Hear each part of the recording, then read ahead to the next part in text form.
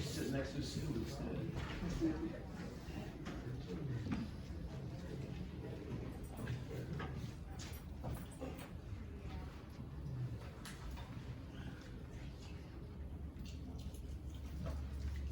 Good morning. Good morning. Welcome to the Unitarian Universalist Church of the Swananoa Valley. My name is Rose Leverett, and I'm a member of the Board of Trustees. We're a welcoming congregation committed to supporting one another in our search for spiritual meaning and community. In Unitarian Universalism, you can bring your whole self, your full identity, your questioning mind, your expansive hearts. Together, we create a force more powerful than one person or one belief system. As Unitarian Universalists,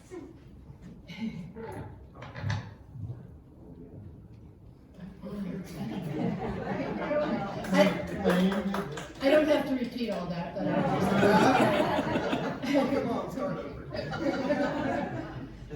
if you're new to UU, I encourage you to take note of our mission statement, which is printed on the front of the order of service.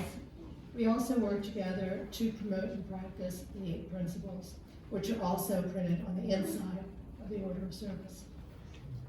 It's our tradition to welcome first and second time visitors, and those of you who have not been in some time, if you're comfortable, please stand and introduce yourself and tell us where you're from. Anyone on the left side, on my left side? Yes, hi. I'm Matt Ferris. This is my first time here. Welcome. Nice to meet you. Are you from the area? I just moved here. My interim spot was in Weaverville. I came here from Oklahoma City by way of the East Bay Area in California. Wow. And, I'm a second-year seminary student with the intention of becoming a UU priest. Very good. So it's exciting to be here. My home congregation is the Unitarian Universalist Fellowship of Ames in Ames, Iowa. But I became a member during the pandemic, so I've actually never been there. So, a lot of things are changing, folks. So anyway, thank you for your welcome. Thank you. Welcome. Anyone on this side?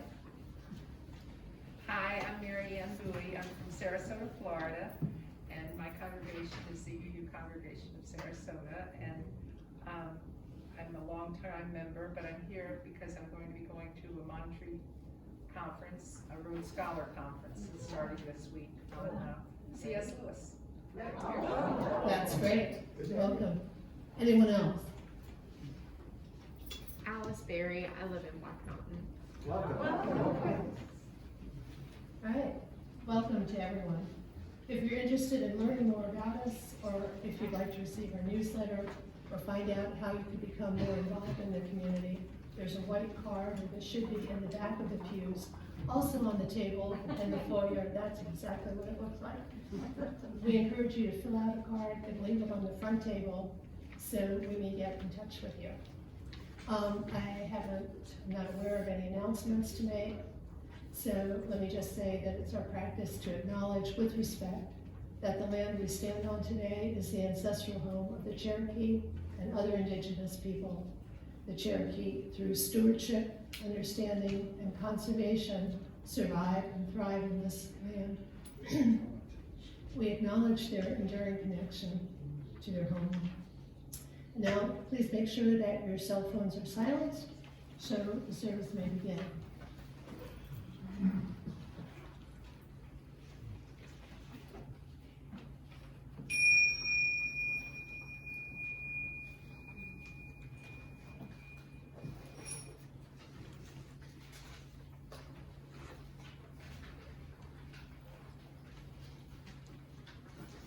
Good morning.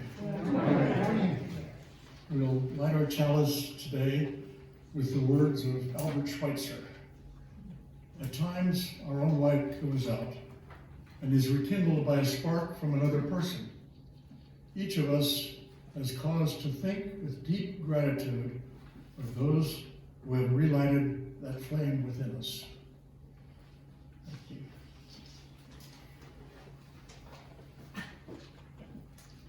opening words. When we survey the global landscape at this juncture of human history, the outlook appears pretty bleak. The climate crisis, the continuing global pandemic, the spread of wars, dysfunctional governments, and an economic system that promotes extreme wealth and poverty while destroying our planet's life support systems. It now appears that the collective magnitude of these phenomena has brought humanity to a turning point. The climate crisis manifesting itself everywhere on the globe, and the global pandemic have demonstrated that all 196 member nations of the United Nations must enact national strategies with positive worldwide implications. Populations around the globe have come to recognize the interdependence of all humanity. This belief is based upon a fundamental spiritual, moral, and principal truth that we constitute one human family that must live in harmony with one another and with the natural world we inhabit. Emerging systems of governance, economics, and international relations must be designed to reflect the essential truth that humanity can only have a future by existing as a functioning global community. We see this vision for the future in this country when young people are allowed to have a voice, and in nations around the world where it is not suppressed by political, religious, or social systems. Inevitably, these oncoming generations will find a political voice that formulates the policies and programs humanity needs to survive.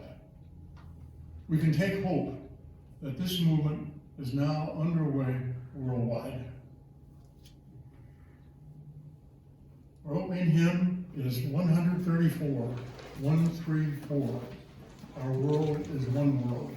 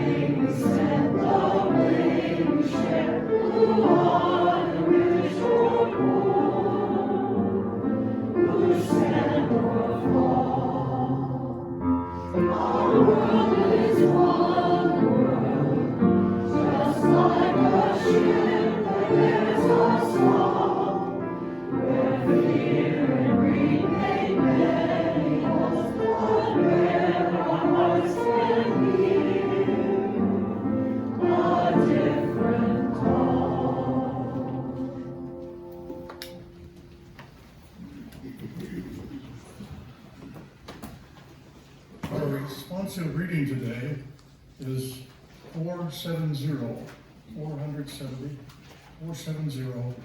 affirmation. We affirm the unfailing renewal of life. Rising from the earth and reaching for the sun, all living creatures shall fulfill themselves. We affirm the steady growth of the human companionship. Rising from ancient cradles and reaching for the stars, People of the world over shall see the ways of understanding. We affirm a continuing hope.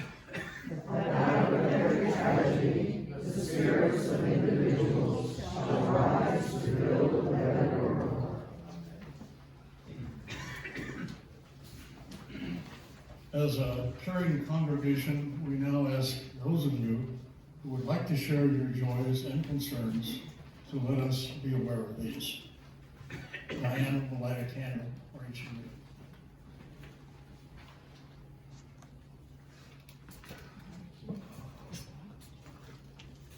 I have two joys. One is personal and one is kind of community-wide. And I'll take this down so you can hear me better. My personal joy is that I'm going to turn 80 in a couple of weeks. And all three of my sons are coming to be with me next week. With wives and grandchildren, it's going to be absolutely amazing. 10 of us.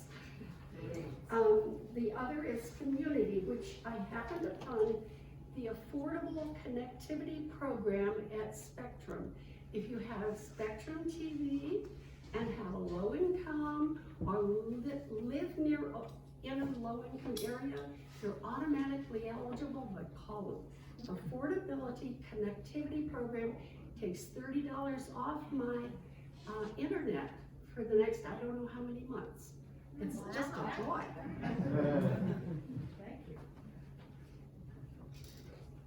I'm gonna get the mic.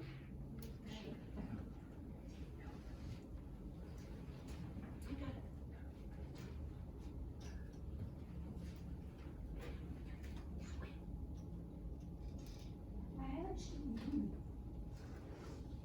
I have a joy.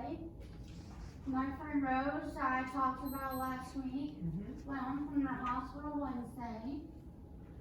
The hospital hooked her up with home health care, which is coming on Tuesday. And Care Partners Physical Therapy comes to the house. They came on Friday. She's gonna be on oxygen now, full time. But I'm just happy she's home and she's recovering. And I want to thank you all for all your uplifting thoughts.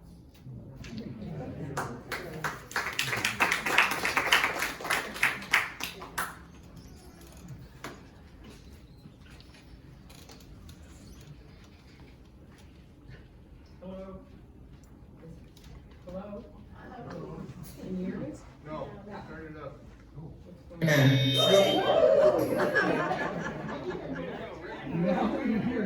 All right, too loud, Rick. Okay, I have a joy. My grandchildren and my daughter arrived yesterday. There's Iris 14, Gus 11, and Gabriel 7. And I've already discovered that this will involve a trip to Ingles or some other store every day to restock.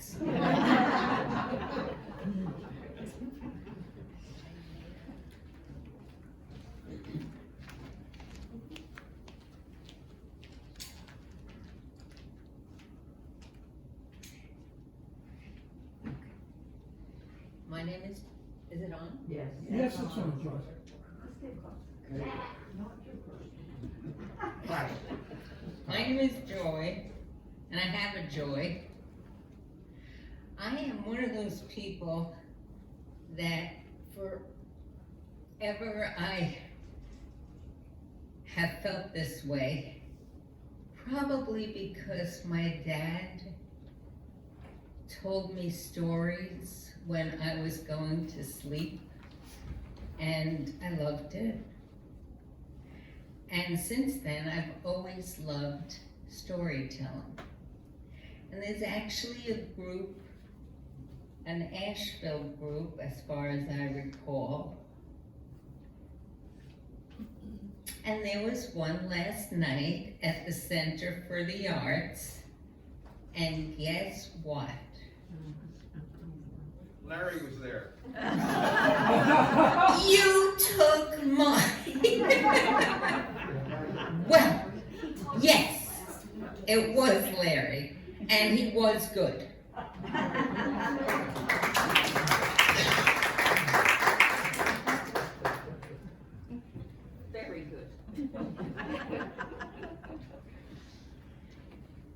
Hi all, my name is Ursula. I haven't been here in a while. I had a pretty rough 2 years, like many of us with COVID. The good news is, having had tickets for 2 years, my son came. He stayed with me for months. He came from Thailand. My brother and his wife are coming this weekend.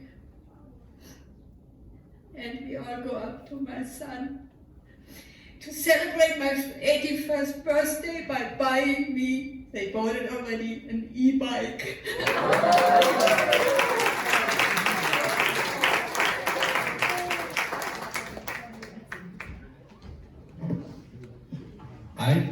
I'm Andy, and I was just planning to celebrate the fact that of my many, many friends, 7 close friends of mine have been celebrating birthdays in the past week, and so I wanted to give a shout out to all of them.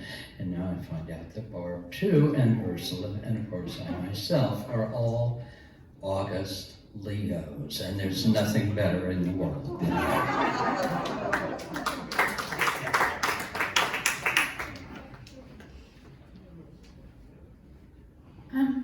I'm Corey, and I have a concern.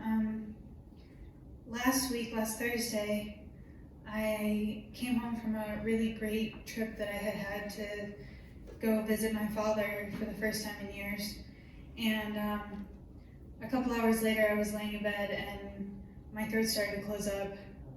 And I had an EpiPen because I'm allergic to bees, and that's the only reason why I'm standing here. And I ended up in the hospital. Took a fun ambulance ride. My throat closed up again in the ambulance. We don't know what it was yet. And it's really scary because I don't know what to eat, and I don't know what to breathe, and I don't know anything, and you can't get into an allergist for like a month. So I've been sleeping with my EpiPen clutched to my chest, and I could use your well wishes.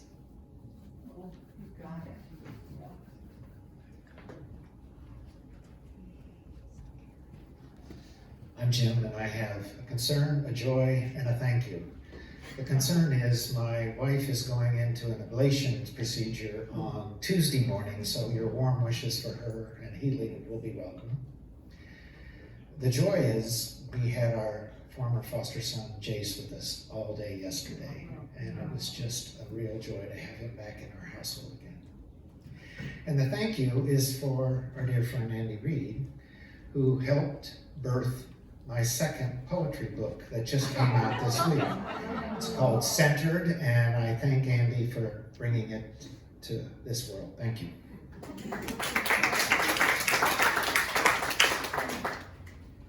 Hi, I'm Jackie Franklin. I know we've had a lot of folks today, so I'll keep it short, but I may not be here for a while, so I'm going to go ahead and express my concern that I'm having shoulder replacement surgery week after next, and I'm happy to be rid of the pain, but of course I'm a little terrified not having been through anything like a hospital stay for about 30 years.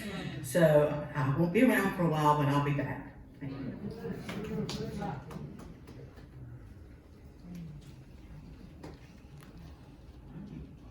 Hi, my name is Larry. I was July 15th, which makes me a Leo. The only thing better than, of course, makes me a Cancer, the only thing better than a Leo. And I have a concern. I have a niece whose name is Raina Winkler Jablon, and she lives in Philadelphia now. She recently dropped out of college because of severe depression. So hold her in your hearts if you would.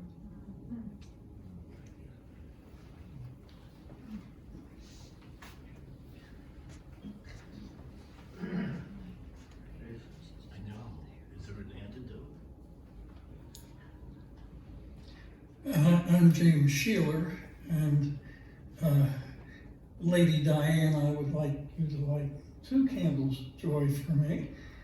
One is that I'm most of the way through having part of my mouth cut out. now that I have your attention, it's really not as bad as it sounds. An x-ray at my regular dentist discovered a number of cavities on both my upper teeth and my lower teeth. But unfortunately, they're right below the gum line. So I had to come over to a special dentist, somebody that does like root canals and wonderful stuff like that, and have a little bit of my gum line cut off so that my regular dentist can get back and do the cavities. So my first candle of joy is that I'm most of the way through that. I'll still probably be able to talk the same either way. My second candle of joy that I would appreciate if Lady Di would light is that I'm really pleased to see Father Tim delivering the message this morning.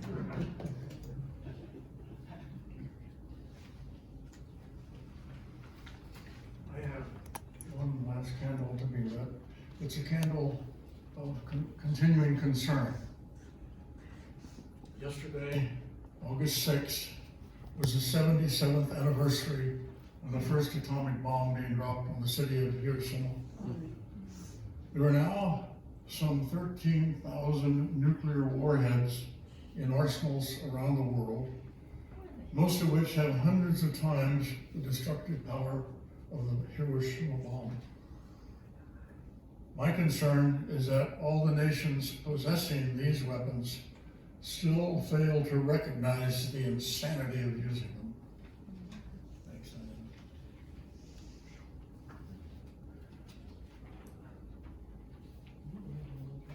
For our meditation today, we take the words of Richard Gilbert. We pause in this holy quiet to reflect on matters of the spirit, as citizens of a nation, as inhabitants of a planet, as participants in a cosmos. In these moments of reflection, we seek balance. We try to harmonize our lives with the earth and with those we meet upon it. We seek to be good stewards of who and what we are, to be sensitive in what we need to have, to be, to do, and to give. And now, with the harmony of the inner ecology of our being, we invite the eloquence of silence.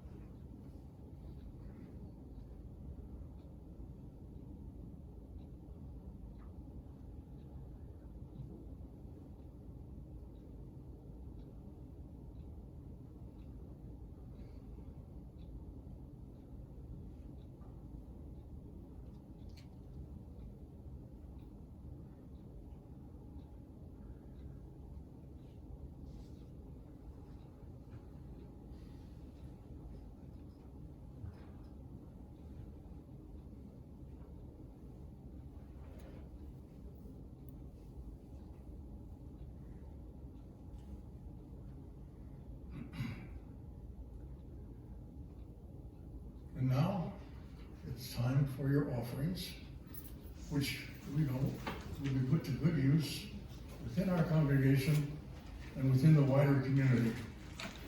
I commend to you the words of Everett Hale. I am only one, but still I am one. I cannot do everything, but still I can do something. And because I cannot do everything, I will do the something that I can.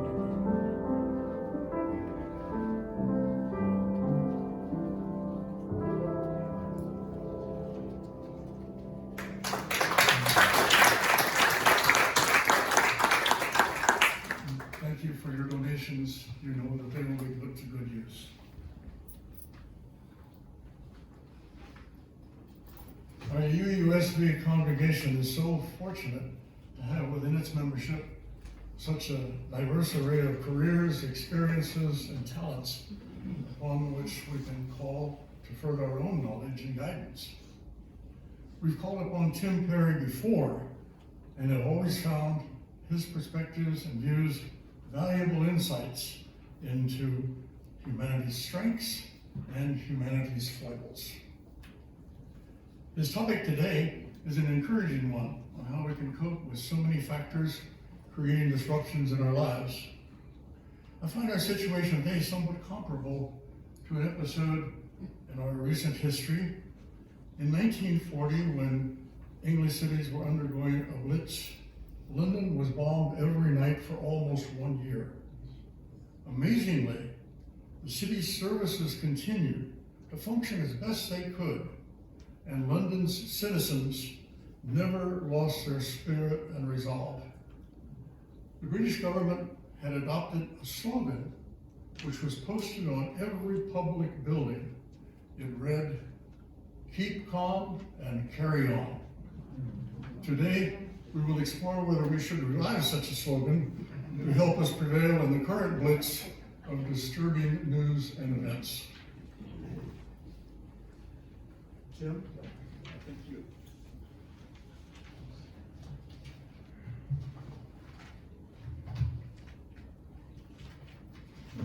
Good morning. Good morning. It's good to be back here. I feel like I owe you somewhat of an apology for not having been here more recently. This whole COVID thing just kind of got me to the point that I was just nervous about being in a room full of singing people. It just didn't seem like a good idea, but I think I can get past that. It's good to see most of your faces. Most of your faces. I can't think of a group of people I'd rather be with right now than you people. And I'm going to jump a little bit ahead and tell you part of what gives me hope is how often my conservative Christian friends know your names and your faces because you volunteer in this community and you make a difference, and they know that. And it's always encouraging to me to hear that from them, that what we're doing and what you're doing is making a difference in this community, and they get that. So when I chose the topic for this sermon, I chose it because I thought it was needed. Then when I started to prepare, I realized it was impossible. I mean, where do you find hope, for God's sake? I mean, you guys watch the news, right? Although I try to limit it, honestly, because I find, as you've heard before, I'm sure my desire to remain informed is in conflict with my desire to remain sane. I mean, I'm sure I don't need to review all the horrible things. I'm going to do it anyway. But I'm sure I need to. Not all of them, but, you know, I mean, in the world of medicine, you know, we're still dealing with COVID, and now we've got monkeypox. Yay, won't that be fun? Yeah. And did you hear this in the last couple of days? Polio's back. For anybody who missed it, it's back. So, yeah, they found it in the wastewater in New York City. There was one case, first case in, I forget, since the 80s, I think. And so they started checking the wastewater the way they've been doing with COVID, and they have found it in the wastewater of New York City. So they're now saying we should probably prepare for an outbreak because people that are younger than me, a lot of them were not vaccinated. I had to be, I think, to go to school, but it's not apparently required anymore because we thought we wiped it out, and we hadn't. And so there may be a resurgence of that. Isn't that fun? And so, you know, then there's the environment. We're finally going to do some things about climate control, but unless the math is wrong, it's probably too little too late. We may have already passed some of those tipping points. So, you know, even the good news doesn't always do it. And then, of course, there's the world of politics, good Lord. For the first time in our history as a nation, we have seen a president lead an insurrection against the Congress. This was a year and a half ago, more than that, and he's still a free man. Not only that, he's planning to run again, or at least he's saying he's planning to run again as he raises money for that campaign. But either way, there's a distinct possibility that he may run again. But that's not even the scariest part. The scariest part is that fully a third of our population is so brainwashed they can't recognize a dangerous, malignantly narcissistic personality when they see one day and night for 5 years every time they turn on the TV or more. And they put him back in office in a second if they could.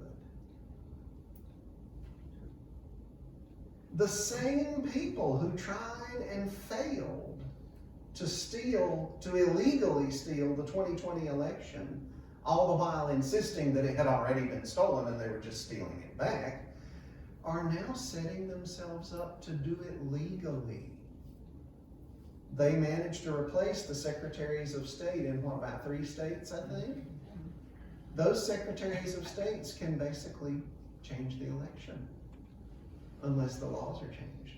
So they're setting themselves up to do legally what they would have been able to do illegally had they not been such a clown car full of morons to begin with.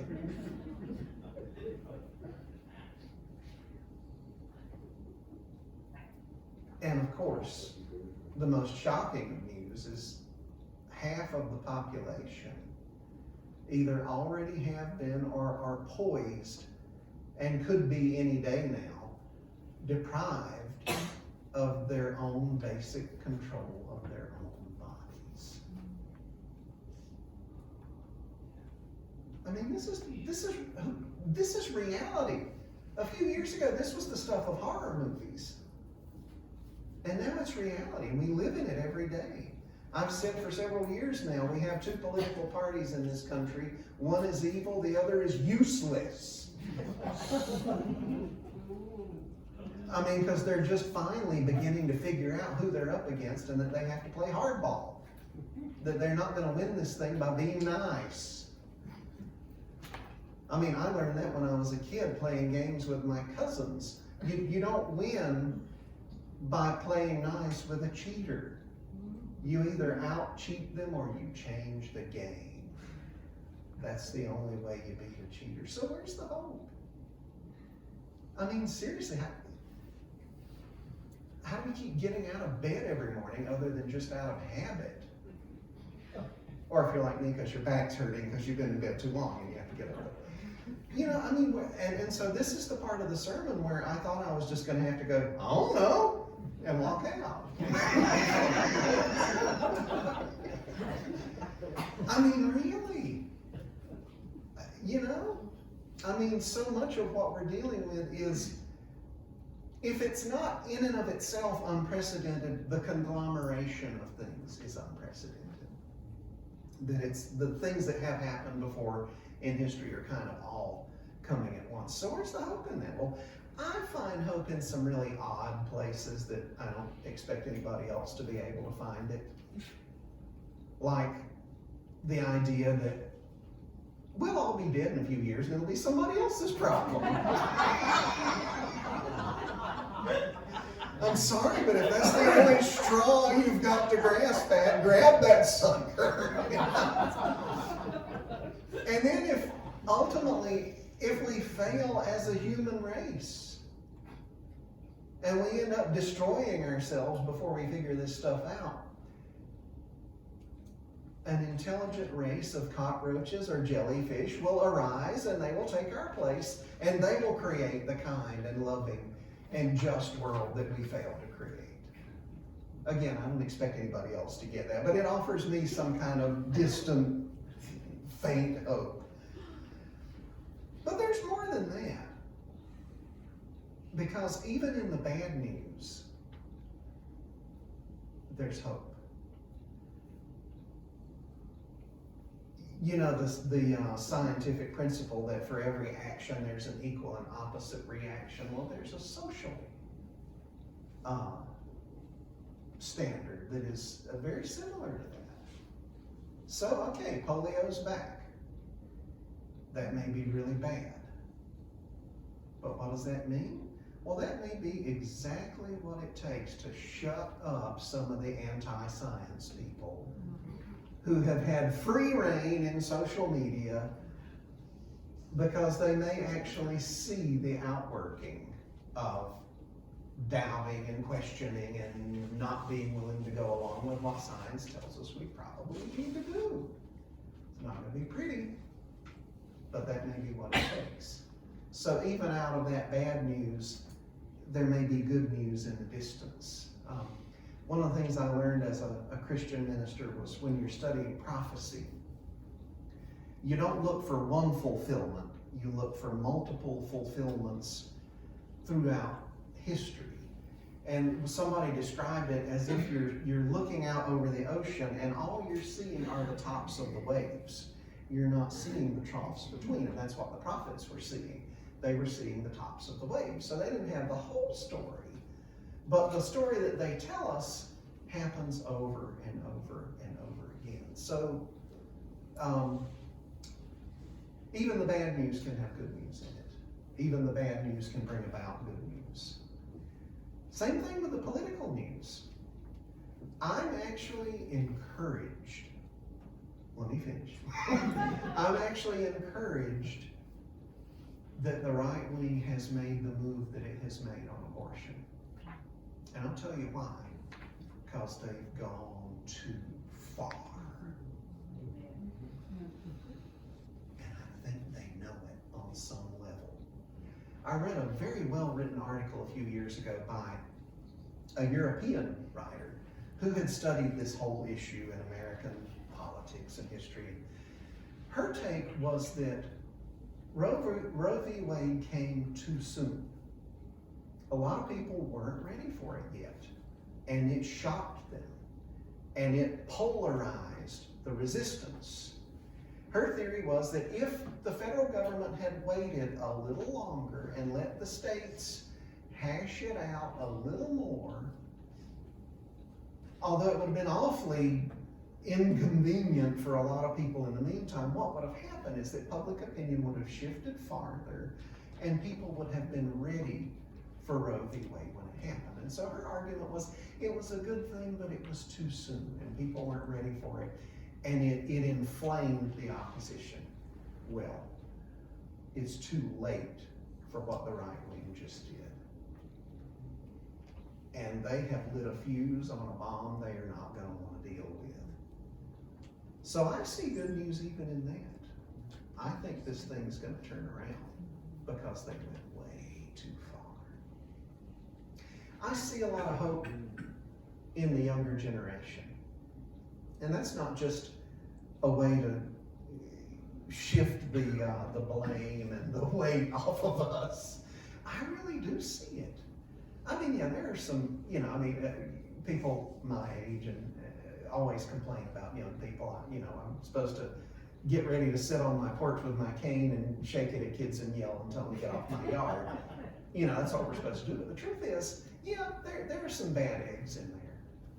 But I see some amazing things happening in the generation that's coming up. Let me tell you about just one girl that I know.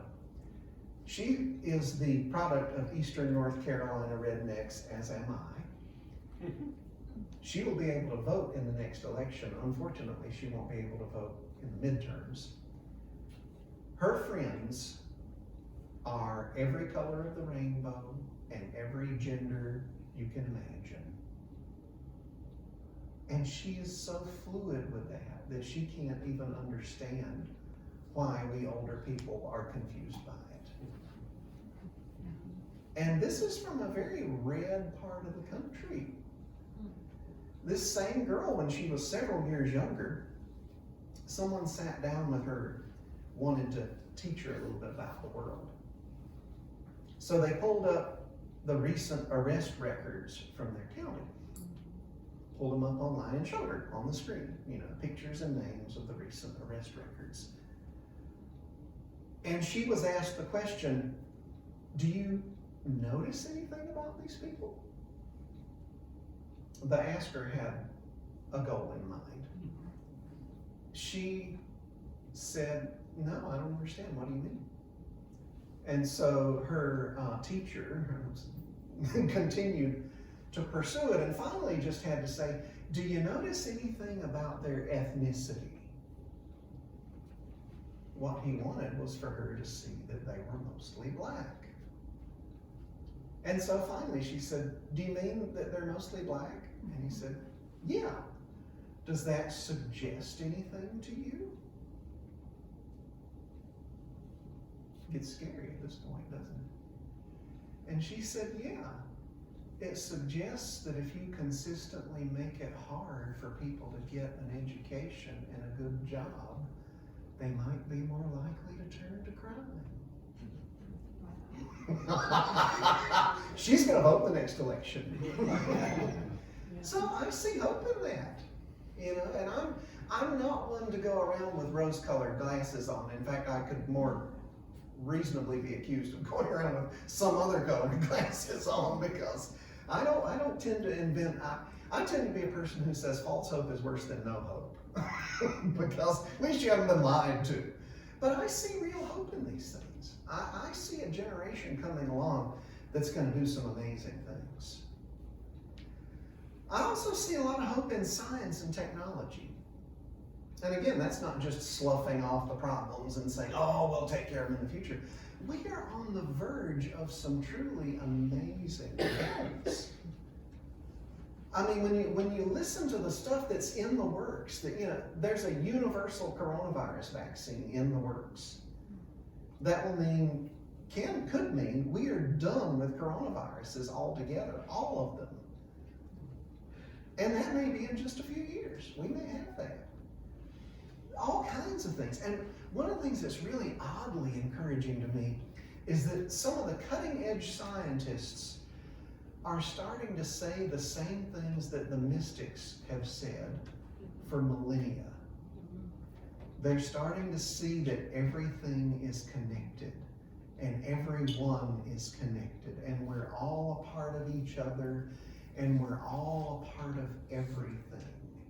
There are even some cutting-edge physicists who believe they can demonstrate mathematically the necessity for some sort of overarching consciousness, which, if you're comfortable with the word, you could call God. And these are physicists. These aren't priests and shaman and religious people. These are physicists who are looking at the facts. And they see mystical things behind the facts. That's interesting. I see particularly in the area of the nature of consciousness, because we're beginning to apply scientific principles to that. We've always thought in the past that there was this stuff over here that science could deal with, and there was this stuff over here that science could not touch. And the nature of human consciousness was always in the could not touch category.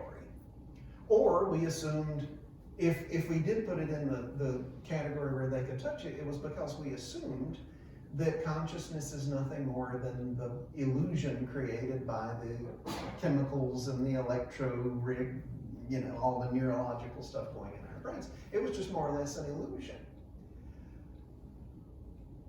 But that idea is failing now because there's actual scientific evidence of that's not true. People who study near-death experiences fall into basically two camps. Some people dismiss it as a dream that's caused by your brain being deprived of oxygen. I understand that. I am a skeptic among skeptics. So when somebody tells me while they were on an operating table flatlining, they saw, you know, beautiful places and they felt things and they received messages, yeah, my natural reaction is to go, okay. Yeah, your brain was being deprived of oxygen, you had a dream. But there have been cases of people who actually saw things they could not possibly have seen. And they saw it while they were flatlined. And there is no scientific explanation for how anybody has any experience of consciousness while their brain is doing nothing. And yet it happened. There are even, among a very small group of people, and this group of people is people who were born blind and have never seen, and who have had near-death experiences. So it's a pretty small group of people. But among that group of people, it's not at all unusual for people to see. People who have never seen. See. While nothing is going on in their brains. Or at least, it may not actually be seeing, but they're able to perceive things at a distance in a way that corresponds to us seeing, a way they've never experienced. There's no scientific explanation for that. How does your brain conjure an image of something that's never happened? So I look at those things and I say, when we begin to apply real scientific exploration to those areas, we may radically change the way we see ourselves. Science may actually be able to do what religion has failed to do, and give us a way to see ourselves in relationship to the universe around us. And that can change everything. There's also, finally, a resurgence of research into psychedelic drugs. They were being researched a lot before they suddenly became illegal and became declared a Schedule I narcotic, which means they have no therapeutic use. And on the day that Nixon signed the order, there were at least 6 studies going on to find out about their therapeutic uses, and they were shut down. And there had been lots of studies before. Well, back in the early 2000s, it started back. And what's happening is they're finding amazing uses for these drugs that we thought were just useless and terrible, and we were told were dangerous and would ruin our lives and scramble our brains. They're being used to treat things like chronic depression, chronic crippling addiction. That doesn't work for everybody. But when it does work, it's almost miraculous. And so we're beginning to explore these things. Look, if we can get our heads screwed on straight, the rest of the problems will be easy to take care of. And we may be on the verge of a whole lot more of us having our heads screwed on straight, because there are people walking around right now who are leading normal, happy, productive, joyous lives, who were absolutely enslaved to addiction or depression. And it came about because of this resurgence in research into psychedelic drugs. So I see hope in that. Call it weird, but I see hope that we're on the verge of some very good things. But I want to hear from you. Those are my ideas. I want to hear what gets you out of bed in the morning. Where do you find hope? What is it that wells up in your soul and says, I think we're going to make it. We just might come through this no matter how dark things are. Does anybody have anything you want to share? Yeah, go for it. There's a thing called the Optimist Daily, which I subscribe to, and every day they do these stories on things that are happening in the world that you never read in the news, about people doing incredible things. And to your point, a lot of these people are young people in their late teens or early 20s that are coming up with ways to solve environmental problems that are actually being put into practice, not just theory. Right. And beyond that, just people treating people with kindness and love, and just all kinds of ways. Yeah. All the news that you don't read in the news, right, you can read in the Optimist. That's called the Optimist Daily. I'm going to say it so it gets recorded. And we can subscribe to it online. Is that online? Yeah, they send it to you every day. They send you some stories. Nice. Okay, Mary. By the way, when I need a little hope in the world, I try to spend about 5 minutes with Mary. Some of you feel the same way.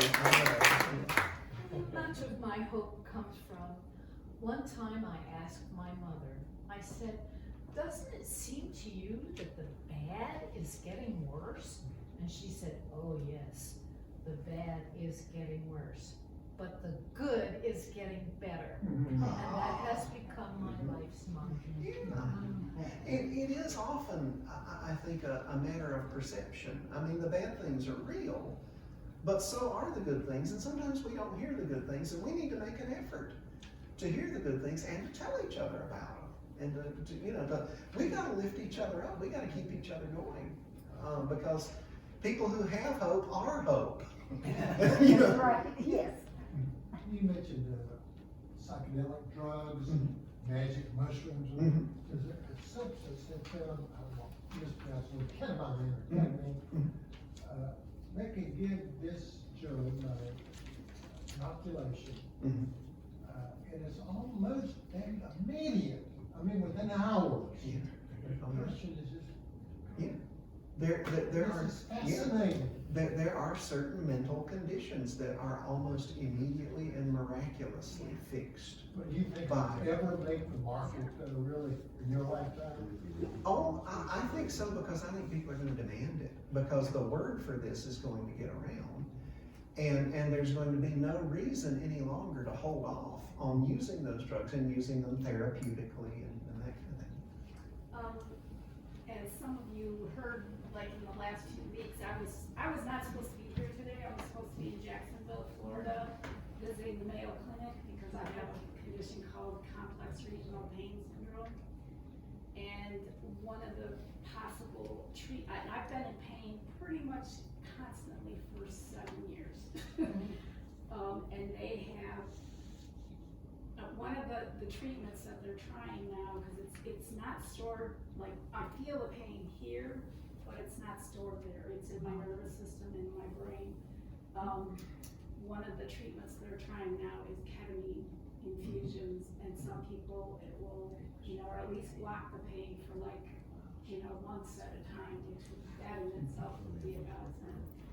But I find that optimistic, and also people have said about young people. I have 3 sons, and my husband and I both worked very hard when they were growing up. We were basically agnostic, didn't really do a little bit, but not a lot of spiritual stuff. 2 out of those 3 boys, one of whom was a heroin addict in high school, one's a Buddhist, and one is the one who was the heroin addict is a practicing Hindu and yogi, and he practices probably 2 hours a day. So, yeah, things are changing. Yes, my name is Elizabeth, and I still do some work in the schools. And when you refer to the fact that young people are not us, that's right. And so when I go in and I take roll, there are notes, and you read the names and raise your hand who's here. You see in parentheses, Helen is now Hank. Call them that. That is part of protocol, and nobody raises an eyebrow. These are the kids that were in preschool this many years ago, where there were Muslims, where there were African Americans, where there were people from all races on the playground. And I used to look at them out there and I think, if there's a war, they're not going to go and kill each other. So they have been raised in an environment that we somewhat were part of creating. They're a whole different breed. They are a huge source of hope. So that's wonderful, and that we should keep in mind. Definitely. Jane? Well, one of the things that gives me hope is what we do. Not just know about or see, but with our New American Family, which I think many of you know about, we have spent incredible hours helping a young family have hope and be alive and try and build a life here. And in that action, I see there being a connection that is hopeful, powerful, and overcomes some of our just lack of knowledge as we see and observe and integrate our humanness with each other. I think part of graduating from high school ought to be doing an extended trip abroad. Spending enough time in several different countries to really get a sense of what's going on there, and not just do the tourist stuff, but get a real sense of what it's like to live there, and to see that there are totally different ways of doing things from the way we do it. And some of them are terrible and have terrible consequences, and some of them are better than what we do, and we should learn from them. I think that would be a huge change. What makes me happy is corporate social responsibility, how it's growing and growing, and stockholders are beginning to make their choices in what they invest in based on the corporation's responsible behavior. So sustainability will come along very slowly, and it is coming along very slowly, and it's coming along in many, many, many organizations with a continuous improvement model. So that makes me happy. Okay, we're getting close to 12 here. I'm sure there's a lot more good stuff we would love to hear. So tell it to each other. Okay, even if you don't get to say it in this service, grab somebody after the service and say, I didn't get to say this, but here's what gets me out of bed in the morning. And, you know, because we need to do that to each other. I wanted to leave you with 2 quotes. One is from Yule Bradley. I bet none of you knew Yule Bradley. He lived in Weaverville. He was part of what we now call the greatest generation, the generation that stormed the beaches at Normandy. And I had the privilege of knowing him in his later years. And anytime he was faced with a difficult circumstance, you would often hear him say, we have the advantage of the situation, we have to do it. that was his way of looking at it. We have to do it, so therefore we will do it. But you know, there's some truth in that. The other quote was Buckminster Fuller. Some of you probably heard this one. He said, human beings always do the most intelligent thing after they've tried every stupid alternative and none of them have worked. Well, the good news is we're hacking through those stupid alternatives right now. We're putting a lot of them behind us. So we're getting to that point where I believe we're going to turn around and we're going to do the intelligent. And did you notice I said something I don't say a lot. I said I believe. I didn't say I think maybe. I didn't say I hope. And I didn't realize I believed that until I started preparing for this sermon. But I do. I believe, and I don't use those words often, I believe we will turn this around. That doesn't mean it'll be neat and it'll be pretty, and that doesn't mean people won't suffer and die and go through a lot of bad things first. But I believe we will turn it around. Amen to And that. we will pull it around.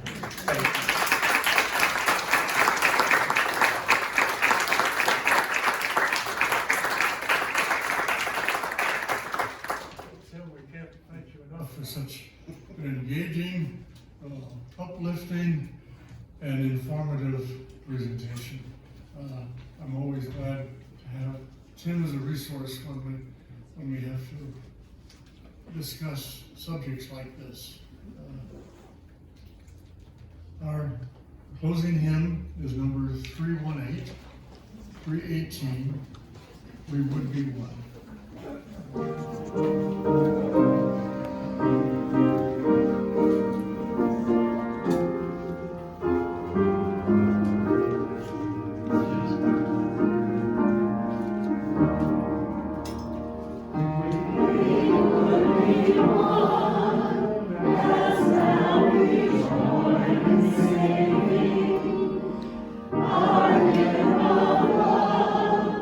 To pledge ourselves anew.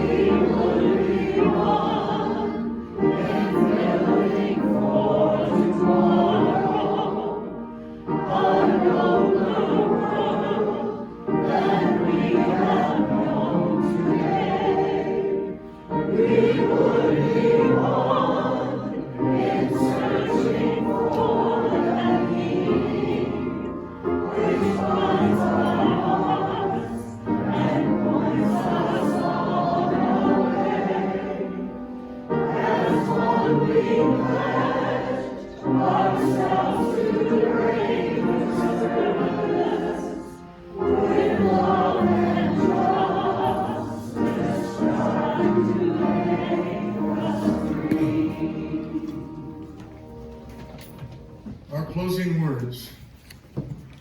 Today, we will dwell upon the words of the renowned anthropologist and theologian Pierre Teilhard de Chardin. The day will come when, after harnessing space, the winds, the tides, and gravitation, we shall harvest for God the energies of love. And on that day, for the second time in the history of the world, we shall have discovered fire. Keep calm and carry on.